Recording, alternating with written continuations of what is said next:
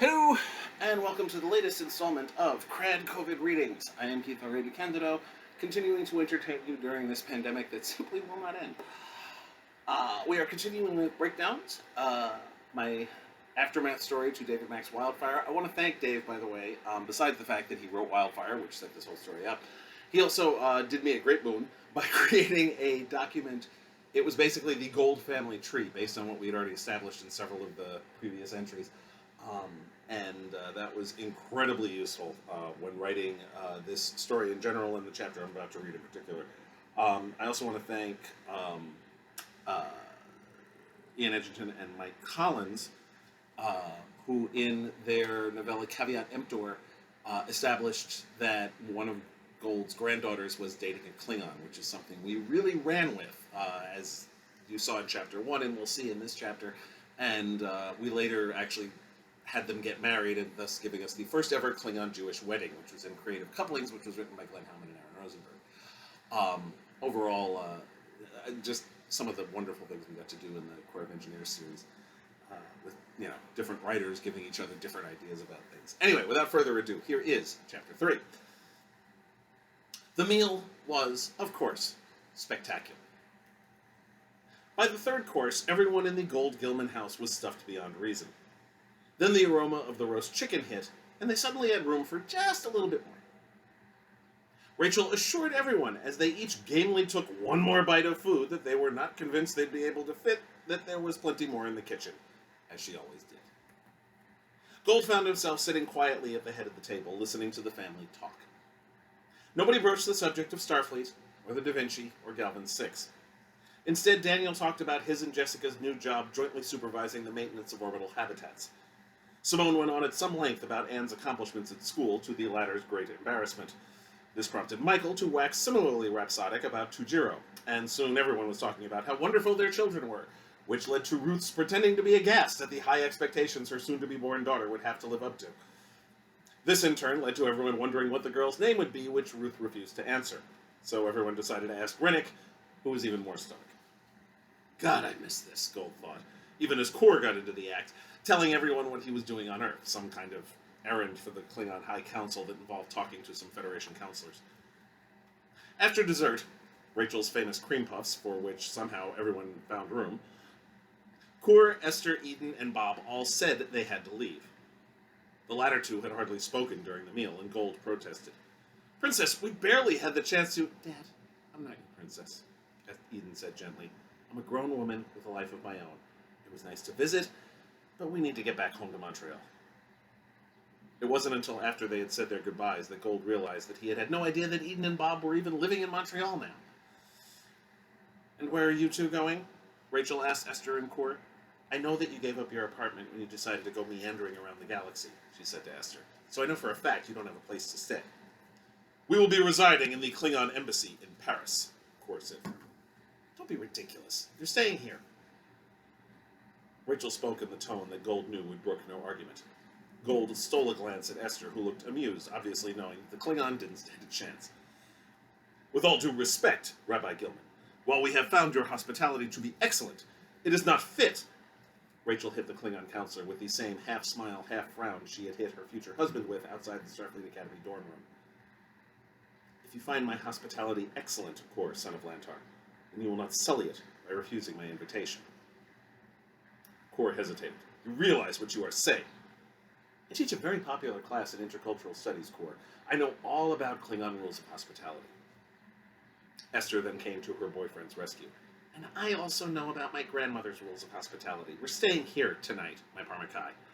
If nothing else, there is no way, after sleeping on that damned metal slab of yours for the entire trip here from Kronos, that I'm passing up a chance at the guest bed here, with its mattress, for the night." The Klingon looked back and forth between his lover and her grandmother. "If that is your wish, then it shall be so. I shall make this sacrifice of sleeping in comfort." Joey then stepped forward. "I need to get going also. Abigail expected me back home an hour ago." "You should have brought her with you," Rachel said. "I don't think that would have been such a good idea." Gold frowned. "Why the hell not?" "Just trust me, okay? I have to go." "Can't you stay a little bit, Joey?" Gold asked, realizing that, like Eden, Joey had hardly said a word over dinner. No doubt, like his father, he was content to listen and catch up on the family gossip that he hadn't heard in years. But Gold had good reason to remain quiet. Everyone knew what he'd been up to. I'd like to know... Know what, Dad? Joey asked, suddenly belligerent. What I've been doing with my life? Now's a hell of a time to ask. He took a breath and calmed himself. I'm sorry. Look, I have to go. Joseph Gold, Rachel said. You can't just... Yes, I can, Mom. And I am. I appreciate you telling me that you were having this get-together for Dad, and I'm glad I came. But this doesn't change anything. You're all related to me, but I've got my own family now. Goodbye. With that, he walked out the door. Damn, Daniel said. You want me to go after him, Pop? Gold shook his head. There's no point. He's right. Family this big's bound to have stray threads that get cut off from the rug. That's ridiculous, Rachel said. He's just being a stubborn ass like he's always been. Can't imagine where he got that from, Gold said with a smile. Look, I'm just glad that Joey came. And Eden and Bob, for that matter, even if I didn't get to talk to them. Right now, it's good to just see them after all that's happened. Danielle and Ira, Simone and Jared, and Michael and Hiroko came downstairs. What did happen, Pop-Pop? Michael asked. The kids are all in bed. They might even get to sleep sometime in the next 3 hours, Hiroko added. So I think we'd all like to know what happened to you. When he walked in the door to his home for the first time in years, David Gold wasn't ready to talk about Galvan VI. Now, though, after all his family had done to make him forget it for a little while, it was time to remember again. The dead deserved that much, and more. Of course, he left out the classified specifics of the WILDFIRE device out of the story, but he told them all he could. Most of all, he told of the sacrifices so many of the crew made. From Stephen Drews giving up his own life to make sure the medical staff and their patients made it out of sickbay alive, to Coal, Feliciano, Friesner, and Pernatz, the 4 members of the damage control team who got the structural integrity field up and running, thus keeping the ship in one piece a while longer. To Lieutenant McCallan, pushing his captain out of the way of a collapsing ceiling, saving Gold's life if costing him a hand. To Kieran Duffy's ultimate sacrifice that not only saved the ship, but an entire species. Silence descended upon the living room for many minutes. Finally, Cord spoke up. They died well, Captain.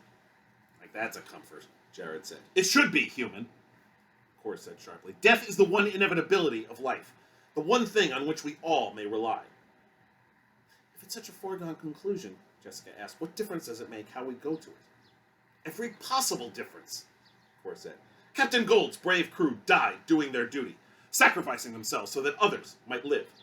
Were they Klingons, and indeed, even though they are not, I can say with pride that they would be welcomed in Sto-vo-kor among the honored dead. He held up a mug of blood wine, which he and Esther had brought as their contribution to the meal, and of which only the 2 of them had partaken. I salute them. Rachel held up her own glass of ice wine. I joined the salute. At the surprised looks of most of her family, except Gold, she said, Kor is right. They did what they had to do, and what many people would not have been able to do. I would rather they were still alive. But if they had to die, it's best that this is how they did it. So I salute their memories. Quietly, Gold said, as do I. He held up his own mug, which just had coffee in it.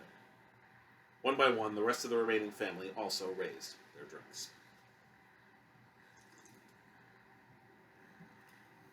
The following morning, Gold slept in. He awoke to an empty bed with the smells of breakfast summoning him to the kitchen. Putting on a bathrobe, he went downstairs to see Daniel, Jessica, Ruth, and Esther sitting around the kitchen table, munching on muffins, with Rachel standing over the oven. Morning, Pop. Don't call me Pop, son. Don't call me son, Pop. Sleep okay? Gold smiled. Dunno, I was asleep the whole time. Ruth looked plaintively at Rachel. Grandma, have those 2 always been like this? Only since Daniel could talk, Rachel said. Where's everyone else? Gold asked as he poured himself a cup of coffee.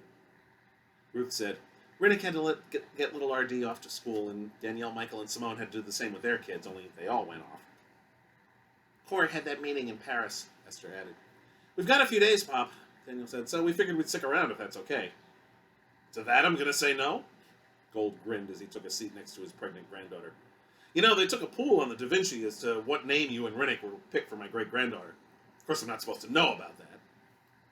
Blinking, Ruth said, You're kidding. She shook her head. That's weird. What is? Well, aside from that nice bullion doctor I met that time and that Scottish guy with the mustache, I don't even know any of your crew. Gold chuckled. Fewer than you think. The doctor you met is retired, and the Scottish guy is the S.C.E. liaison here on Earth, not part of my crew. If they're making bets about my daughter? Shrugging, Gold said, it's just the usual shipboard nonsense. It's still weird, Grandpa. Gold considered. That's not the worst thing my crew's been called. My crew, he thought. He liked the sound of that. Whatever silly thoughts were telling him to retire had obviously retreated. He wasn't ready. Not yet. 4 years ago, when hostilities had broken out between the Federation and the Klingon Empire thanks to changeling infiltration at the highest levels of the Klingon military hierarchy, one of Gold's oldest friends, Captain Maureen Brennan of the U.S.S. Huygens, was killed in combat. At Maureen's funeral, Gold had confessed to Rachel a desire to retire. You belong in space, she had said. I belong with my family. You'll always belong with your family. But for now, you also belong in space. Someday it'll just be the one. Then you come home. That day had not yet come. He needed to be home right now, but he knew that he'd need to go back to space soon enough. So what's on the agenda for today, Pop? Daniel asked. Research. I need to speak to the families. Core was right. He hesitated. They all died well. Their families deserve to know that.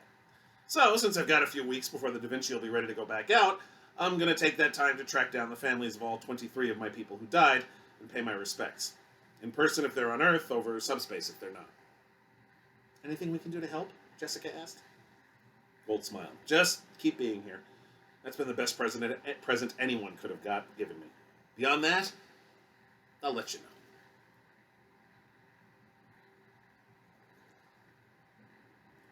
The first person whose family Gold tried to find was David McAllen.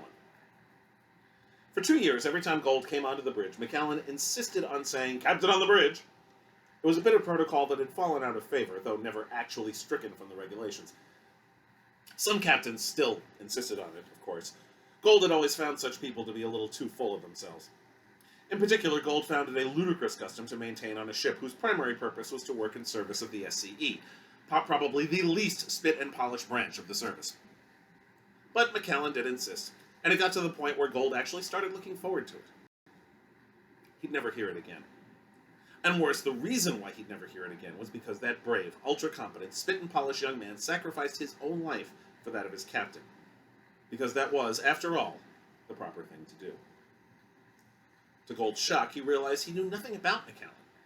Most of his crew he could recite at least one hobby or odd personal habit or something about them, but about McAllen he drew a blank. His Starfleet record, unfortunately, revealed no useful data. His only listed relatives were a mother and a father who both died when McAllen was at the Academy. McAllen's residence was a house in Greece that he shared with 4 other Starfleet officers. However, a call to that house revealed that all 4 were away on assignments, with the house under automated care until one or more of the owners came back to Earth. I owe my life to the man, and I can't even memorialize him to his family or friends. With an empty feeling in his stomach, Gold called up the service record of Chief Diego Feliciano. He won't come out of his room. I don't know what to tell him. Gold sat in the dining room of the house in Havana, Cuba, belonging to Arlene Rivera and the late Da Vinci transporter chief. Rivera, a nurse, had been married to Chief Feliciano for 10 years. The he she referred to was their son, Carlos. He turned 7 a few days ago. That's when he first locked himself in there. Now he only comes out to go to the bathroom. That's when I've been bringing him food. But he won't talk to me or to anybody. Rivera had been holding a mug full of coffee for the entire time Gold had been sitting across from her, nursing his own cup. She had yet to take a sip from it. A petite woman, she had jet black hair and a round face that was marred by bloodshot brown eyes. Diego promised he'd be home for his birthday this time. He missed it last year. Because of the war, he couldn't get away. The captain remembered Feliciano talking about having to miss his son's birthday when they had gone on a mission to salvage an alien ship near a secret Federation outpost. Ironically, that had been the mission on which Commander Salek, Gomez's predecessor, was killed. He promised that he would be home this time. Tears started to run down her cheeks. Why didn't he keep the promise? Gold's voice was a cracked whisper. He would have. Diego always spoke fondly of you and Carlos. My little Carlitos, he always called him. A smile struggled to get through the sadness on Rivera's face. Carlos hates being called that. I think that's why Diego did it. She shook her head, the sadness victorious over the fleeting smile. Why did he have to die now? He lived through an entire war. Why did this have to happen? I can't answer that. All I can say is he died saving the lives of his crewmates. And his sacrifice may have saved an entire species. And I also know that that doesn't mean a damn thing to a 7-year-old boy who won't come out of his room. But someday he will understand. Good. Then maybe he can explain it to me. She closed her eyes. I'm sorry, Captain. I'm not being fair to you. Nobody expects you to be fair, Ms. Rivera. Hell, you've got no reason to be. It's completely unfair, believe me. I know. I had to bury my own son during the war. He was on Beta Z when the Dominion took him. Still, it means a lot that you came here. You didn't have to do that. Diego didn't have to sacrifice his life the way he did either, but he chose to. I think the very least I owed him was to let his wife and son know how sorry I am, and how much you meant to him. Get out of my house! K.E. Bain had all but slammed the door in Gold's face when he arrived at the apartment in Juneau, Alaska. He shared with his daughter, Lieutenant KRAD, the Beta Shift ops officer. Mr. Bain, Gold began, I'm sorry, but you killed my daughter, you son of a bitch. What the hell were you doing flying around a gas giant anyhow? I'm amazed anyone got out alive. I was trying to salvage a warhead that would have wiped out the planet and maybe destroyed an entire species, but I can't tell you that. Intellectually, Gold understood the need for classified information, but there were times when it really irritated the hell out of him. Mr. Bain, I just wanted to tell you, there's nothing you can tell me that I want to hear, Captain. Now get the hell off my property before I shoot you. Then he did actually slam the door in Gold's face. I just wanted to tell you that I'm sorry for your loss. Benjamin Kogelman, the son of security guard Claire Eddy, seemed genuinely confused by Gold's words. He was fidgeting with a pad, constantly looking down at its display between sentences. Well, thank you, I guess. I mean, if you don't mind my saying so, sir, why did you come all the way out here? Kogelman lived in a small tent in the middle of the Gobi Desert, where he worked as an archaeologist. Gold smiled. It wasn't that hard, Mr. Kogelman. I have access to a transporter. In fact, it had taken a certain amount of doing, mostly lobbying by Scotty, to give Gold unlimited transporter access during the period for him to visit the Earth-based families of his deceased crew. The initial response was confusion on the part of Starfleet's bureaucracy, which didn't see the need for personal visits. As if need has anything to do with what's right. And I wanted to extend my personal sympathies on the death of your mother. Again, thanks, but it wasn't really necessary. Starfleet informed me of Claire's death. Honestly, we were never all that close. I mean, I'm sorry she's dead, but it really wasn't necessary for you to come all this way. I mean, you're a Starfleet captain. He laughed a rather fake-sounding laugh. You must have better things to do with your time than to schlep out here to the middle of nowhere. Not when it comes to something like this. Gold hesitated, no longer sure that he wanted to perform this duty. He still had the option of leaving and letting Starfleet simply courier the damn thing, especially given this indifferent reception. Hell, I've come this far. Besides, I give in now, those damn bureaucrats win. Holding out a small box, he said, Your mother was honored with a Starfleet citation for conspicuous gallantry. He opened the box to reveal a gold pin and a purple ribbon. You're listed as her next of kin, so you're the one who gets it. Kogelman blinked. I am? I mean, she listed me? That's odd. I didn't think... thank you, of course, Captain, he said quickly, and taking the box and closing it. That's very considerate of Starfleet. Believe me, I'll treasure this honor. Look, I have to get back to work, unless there's anything else, some kind of ceremony or something? Gold shook his head. No, Mr. Kogelman, that's all. Thank you for your time. Right, of course. Thank you, Captain.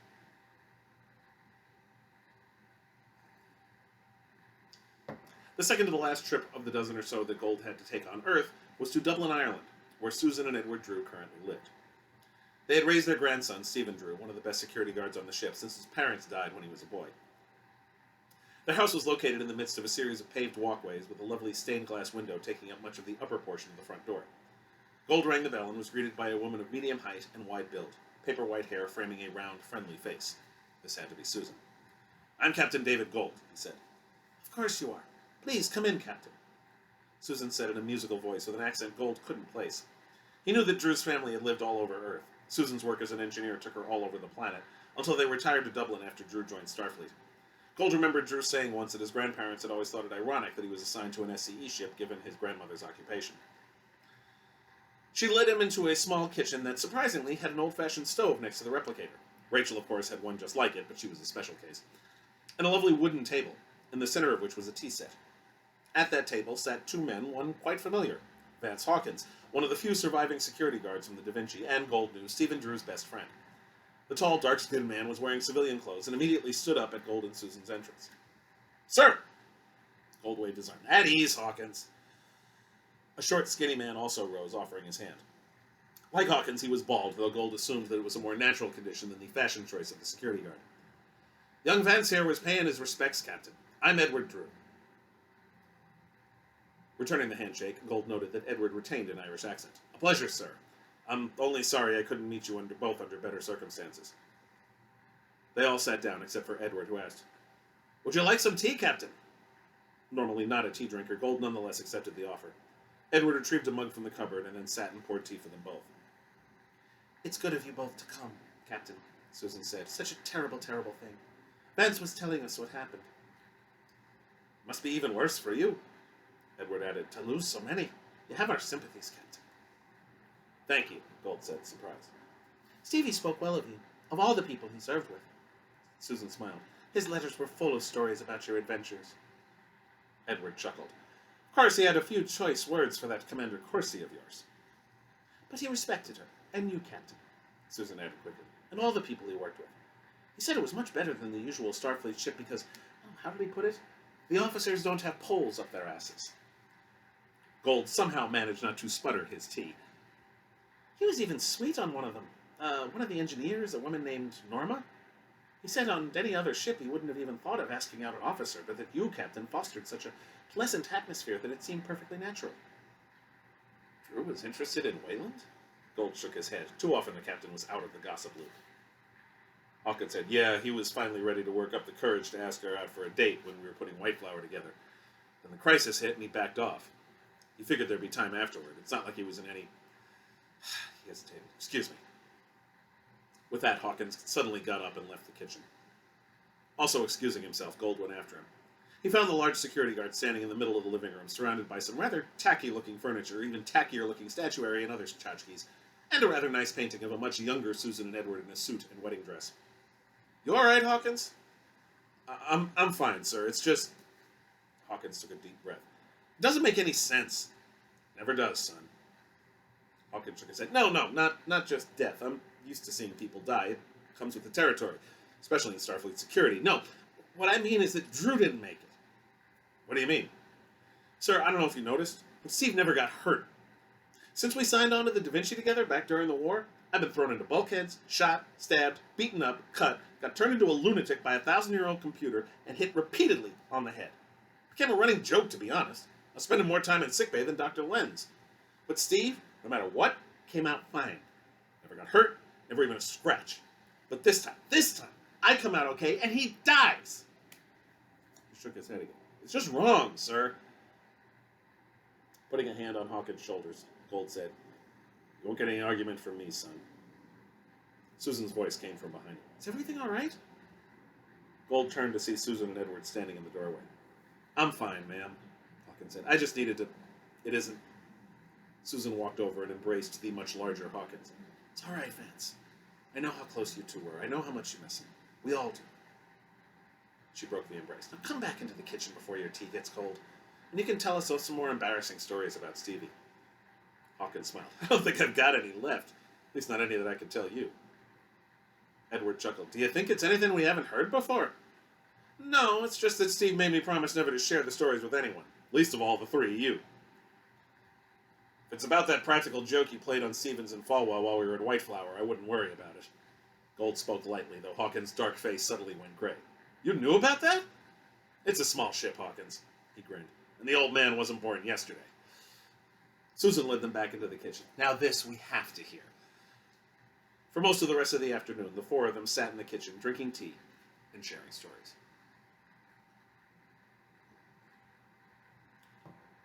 "You ever plan on coming to bed?" Gold looked up from the workstation in the study to see Rachel standing in the doorway. It took him a second to focus on her. He'd been staring at the screen for quite some time, and his eyes weren't as young as they used to be. And even when they did, Rachel still looked a bit foggy. "What time is it?" he asked. 2 hours after you said you'd be in bed within half an hour." Gold shook his head. Sorry, I forgot about the time differential on Beta Z, so I'm waiting for it to be a reasonable hour on the part of the planet Deo's family's in. And he can't wait until tomorrow? Having visited all but one of the families of his Earth-based crew, Gold had spent an entire day contacting those off-world. He had already spoken to security guard Fernatz's co-husbands on Bolaris, engineer Orthak's eggmates on Wadgira, security guard Lotan Yovre's brother and sister on Bajor, engineer Alex Chung's partner and adopted son on Canopius, security guard Andrea Lipinski's parents on Berengaria 7, and chief engineer Jill Barnack's sister on Atria. Now he was waiting for the right time to contact Lieutenant Elith Dio's parents on Beta Z. I'm sorry, love. I was just thinking about Nate and Elaine. Rachel came the rest of the way down the stairs. It's all you've been doing, thinking. I thought the whole point of this time off was to not think for a while. He chuckled bitterly. That's like telling someone not to think about a pink elephant. The minute you're told that, you can't get pink elephants out of your head. I'd rather you were thinking about pink elephants. Maybe you could count them to help you sleep. In bed. That's my wife, he thought, subtle as a sledgehammer when she wants to be. I know, he said. She stood behind him and put a hand on his shoulder. He put his hand over it. It was warm and comforting. But I owe it to all of them. To be there. I think it helped them. For some of them, it helped me too, to be honest. You'd like the Drews. They have an old stove and made a damn fine cup of tea. Hawkins was there too, and... David? Yes? Tell me in bed. You're pushing too hard. Take a rest. You're no good to anyone if you exhaust yourself in an attempt to be the Uber captain. He looked up at those beautiful brown eyes. Over 50 years ago, he learned the hard way never to argue with this woman. Besides, she was right. How often did he come home? How often was he actually around to share his bed with her? I'm so busy trying to do right by my crew, I'm forgetting to do the same for the woman I love. Gold shut down the workstation and followed his wife into the bedroom. Just one more trip to take tomorrow. To be continued next week. Thank you very much for watching. Please subscribe to this channel if you haven't already. Please check me out online. My website is DeCandido.net. It has links to all my various places online where you can cyberstalk me properly. My blog is at decandido.wordpress.com, which I update fairly regularly. And there's my Patreon at patreon.com/KRAD. It would be great if you could support me there. Thanks very much for watching. Please stay safe, wear a mask, get vaccinated, and wash your hands. All right, I'll stop being your mother now. Take care. I'll see you next week. Bye.